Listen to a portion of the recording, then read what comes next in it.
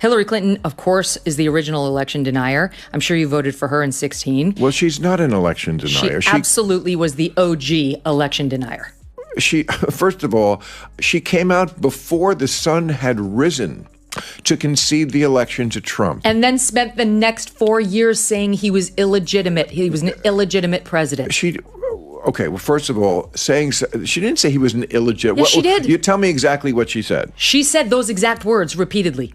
I believe he knows. There are days when Hillary seems like a sensible Midwestern Methodist who grew up Republican in a suburb outside Chicago. That's the biographically accurate Hillary Clinton. But it's hardly the only Hillary Clinton. During the years she spent in Arkansas, for example, Hillary often played the loyal daughter of the American South, a Southern fried Dixie lady with a spunky feminist twist. That was the character she was portraying when we first met her 30 years ago this month. It was during the 1992 presidential primaries. Listen to her accent here. You know, I'm not sitting here as some little woman standing by my man like Tammy Wynette. I'm sitting here because I love him, and I respect him, and I honor what he's been. This wasn't just a casual political jab. It was the kind of takedown you watch twice, like rewatching a knockout in a championship match. Megyn Kelly and Tucker Carlson didn't step into the arena quietly. They went in swinging, sharp and precise, like veteran fighters who also happened to have the comedic timing of stand-up pros on a caffeine rush. By the time they wrapped up, Hillary Clinton's carefully polished public image looked like a busted piñata after a kid's party, dented, scattered, and missing the best bits. This wasn't gentle critique. It was a full-scale, high-definition demolition job. Woman should be in jail. Literally, Hillary Clinton should be behind bars. And so should the people who worked for her who did this. This is so blatantly corrupt. She wanted to distract from her email scandal. She cooked up a plan to accuse Trump of being a Russian agent in order to distract from her. Attention, that just happened to Hillary Clinton. She's got a brand new job. Who would hire Hillary Clinton? Honestly, well, Columbia University would. Columbia University has now made Hillary Clinton a presidential fellow and, quote, professor of international relations. Now, what does Hillary Clinton know about international relations that qualifies her to be professor of it at an august Ivy League university or crypto Ivy League university? Well, unlike most professors at Columbia, she destroyed an entire country, a whole country. She wrecked the nation of Libya, which is a real country in North Africa. She killed the guy who ran it for no reason whatsoever. Now they have slave markets in downtown Tripoli. Before we go further, make sure you're subscribed and have the bell on so you don't miss the next breakdown. Now, Hillary Clinton's political career has always played out like one of those TV soap operas that just refuses to end, no matter how many seasons the audience begs to cancel it. Every chapter brings back the same recycled plot lines, the email controversies, the suspicious overseas dealings, those high-priced speeches worth more than some small country's yearly budgets. Yet somehow, she always acts shocked when people bring these up, as if the political world exists just to host her next comeback tour, complete with the same talking points she's been rehearsing since the 1990s. Hillary Clinton decided to drop an op-ed in the New York Times today that's entitled, "How much dumber will this get?" And she uses Signalgate and the messaging by Pete Hegseth and Mike Walls and JD Vance and Tulsi and others on there as the jumping off point to talk about how dumb the Trump administration. Megyn Kelly and Tucker Carlson. They're not the type to politely let those moments slide. Together, they shredded Hillary's polished exterior into political confetti, stripping away every layer of spin until all that was left were half-baked excuses. They kicked things off by diving into her years at the State Department, a tenure that, on the surface, looked like a grand, public service performance. But pull back the curtain, and it was a backstage mess that could fill an entire blooper reel. Dare she? She puts out this tweet, and it's a picture of her, a much younger Hillary, and the caption on the hat reads, "But her emails." And she writes in her tweet, "Bringing this back in light of recent news. Get a limited edition But Her Emails hat and support Onward Together groups working to strengthen our democracy." You're running this company, you get attacked in public, you become a prop in the Hillary Clinton campaign. The media, as always, on cue, aligns their coverage with her propaganda priorities. They're sort of a seamless unit, the Hillary campaign, CBS News, NBC, Shep Smith. But your job at that point is to sort of bow your head and say, busted. Take Libya, for example. It was sold to the public as this noble humanitarian mission, but in reality, it spiraled into a geopolitical disaster, leaving the region less stable than a folding chair on a crooked patio. Once the TV cameras shut off, the so-called strategy unraveled faster than a discount handbag. And when the consequences came calling, she dodged accountability so quickly it probably gave the press corps whiplash. Clinton, when she mentioned a phrase about you, I don't want to repeat it. Oh, you're not going to hurt my feelings, don't worry. She called this gentleman, this honorable gentleman, that he is playing the role of a... You say it.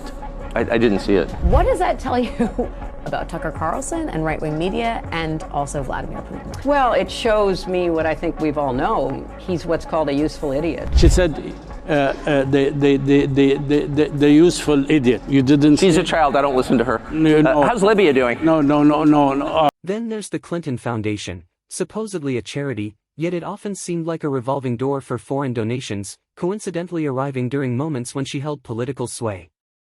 The timing was so perfect it could have been choreographed by a Broadway director. Each hefty check came with a smile, a handshake, and zero acknowledgement that anyone might see a conflict of interest. In Clintonland, criticism is always just a misunderstanding, not a neon sign flashing ethical problem here. What role did Hillary Clinton, then Hillary Rodham, play in Watergate? Well, there's a book. The book is called The Crime Without Honor, The Crimes of Camelot and the Fall of Richard Nixon, written in the 1990s by the former chief counsel of the House Judiciary Committee. And he describes terrible things about Hillary. Megyn Kelly didn't just aim at the politics, she also went after Hillary's personal brand. Her public persona is so curated it's like walking through a museum exhibit where the most interesting facts are conveniently left off the plaques. Here's a woman who claims to fight for everyday Americans, yet somehow keeps ending up at champagne toasts with billionaires, discussing how to connect with the working class.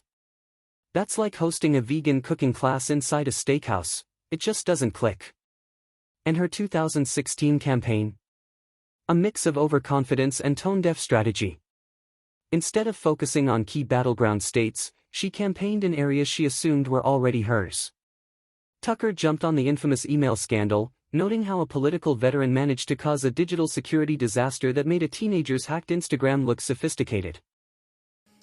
She calls the Trump administration hypocritical, dangerous, and dumb over this story. It's not the hypocrisy that bothers me, it's the stupidity. We're all shocked that President Trump and his team don't actually care about protecting classified information or federal record retention laws. I mean, this is so rich, given her history. What's much worse is that top Trump administration officials put our troops in jeopardy by sharing military plans on a commercial messaging app and unwittingly invited a journalist into the chat. That's dangerous. Her go-to defense? Some version of, it wasn't that bad, which is like saying the Titanic didn't sink that much. The problem wasn't just the emails, it was the pattern. A habit of bending the rules until they looked like pretzels. Megyn zeroed in on the double standards, how the same media that would roast other politicians for similar missteps often treated her like a misunderstood genius. Every scandal was brushed aside, every bad decision rebranded as a bold, misunderstood move. And when things went wrong, there was always someone else to blame. It's the kind of logic where losing a chess match becomes the piece's fault. Scandal. She made up a scandal about Trump being a Russian asset. And they banked on the intel agencies working with her to perpetuate this lie, and it appears they were only too happy to assist. That's what this scandal's about. Pieces of it we knew. New pieces are coming in by the day thanks to these declassifications. And it's... Her foreign policy outside Libya didn't escape the roast either. Arms deals she approved had a curious tendency to align with donations to the Clinton Foundation, pure coincidence, or so the official story goes. But when coincidences stack up like a Jenga tower, it's only a matter of time before everything collapses. Megyn also took aim at her speaking fees, enough to fund small towns, yet used for private lectures to banks about leadership. The irony of charging hundreds of thousands to talk about inequality seemed lost on her, just like claiming transparency while running one of the most secretive political operations around. Every campaign stop was staged like a glossy photo shoot, every handshake vetted, every interaction calculated. Politics as marketing, with control as the goal, not connection.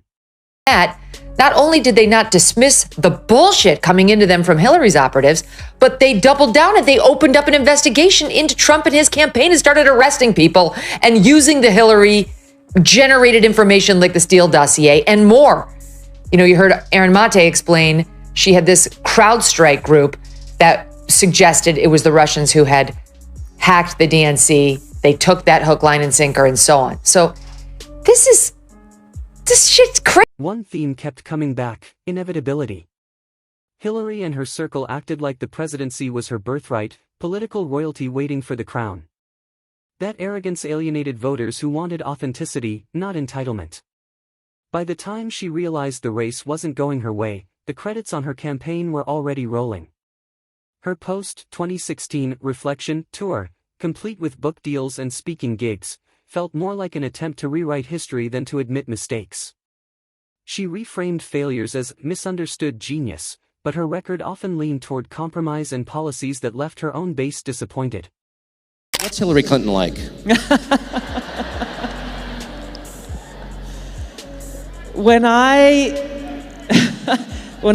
probably the only person in this room who would know. It wouldn't surprise you to know that she's not too fond of me. She hates you like the devil hates holy water.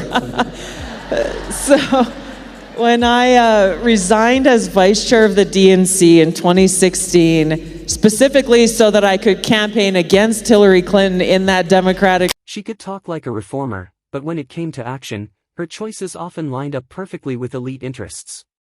Tucker didn't just critique the substance, he picked apart her delivery, the calculated pauses, the lawyerly tone, the way every line felt rehearsed. In an era desperate for authenticity, her style was like serving instant coffee at a gourmet tasting. Technically it works, but no one's impressed. The roast pushed into the present, noting that every time rumors swirl about another run, the public's collective groan could probably be measured on a seismograph. Yet she seems to thrive on that attention, as if the will she or won't she game keeps her relevant. Think of Hillary Clinton as America's national tattoo remover. She alone can erase the stain of our youthful bad judgment. God bless that woman. But wait a second, you say. Hillary can't win. She's yesterday's candidate. This country's got a short attention span. We want the new thing. And Hillary Clinton isn't new. She's been around forever. Tucker framed her legacy as a cautionary tale in unchecked ambition, a career so focused on winning power that the purpose of having it got lost. She had every advantage: deep connections, resources, decades of experience, and still struggled to truly connect with voters. And the contradictions kept piling up: someone both hyper-calculated and astonishingly careless, deeply experienced yet repeatedly tone-deaf. They dissected her career from First Lady days to her attempts to influence the Democratic Party, finding blunders and half-measures at every turn, all wrapped in unwavering self-confidence. And this is a document produced with federal money? Oh, absolutely, without question. I don't know that they paid them, but Hillary's trips back and all the communications. But it's part of it. It's part of it, the judicial system. It's part of our justice system. Well, yes, but this is the impeachment inquiry by the House, of course. But so this is not some freelance project. Oh no. This is but they suppress it. Surely, and it never comes up. We decided it wouldn't be helpful for them to see this stuff.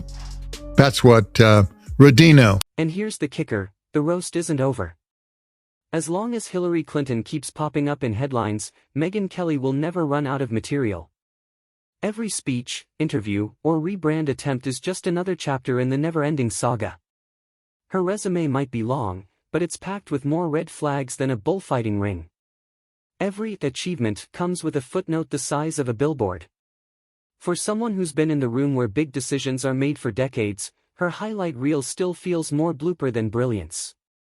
Yet she keeps coming back, pitching the same ideas in slightly different wrapping.